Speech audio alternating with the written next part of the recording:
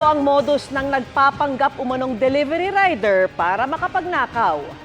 Ang kanyang puntirya, mga mamahaling padala gaya ng gadgets. Kung paanong nakakakuha ng mga booking ang suspect, alamin sa aking eksklusibong pagtutok.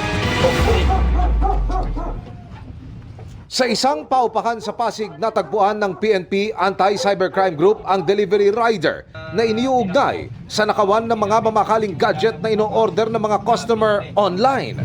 Ikaw hindi yung tinuturo ng isa sa mga driver na pinagbentahan niya ng account. Wala po kung sige, sa korte natin pag-usapan yan.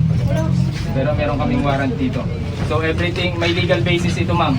Hintay namin yung mga barangay para makapag-search kami ng mga computer devices sa inyo. Joint operation ito ng Eastern at Southern District Anti-Cybercrime Team na isinagawa sa bisa ng warrant to search, seize, and examine computer data na inisyu ng korte. Ayon sa pulisya, gamit ang account ng isang lehitimong delivery rider, kumukuha ng booking ang suspect. Ginagawa niya is binibili niya o nirerentahan niya yung account na yon. Pagkatapos, saka na raw ito mag-aabang ng tinatawag ng pulisya na juicy package o yung karaniwan umanong mainit sa mata ng mga nananamantala. Pag nakita niya na maganda yung items na pinapadeliver, actually laptops ito, ng mga mamahaling gadgets. Around 100K each. Ina-accept niya yung booking, pinapalitan niya yung plaka niya, may ginagamit siyang plaka na fake, na binerify namin sa LTO, and then nagpo-proceed siya sa area.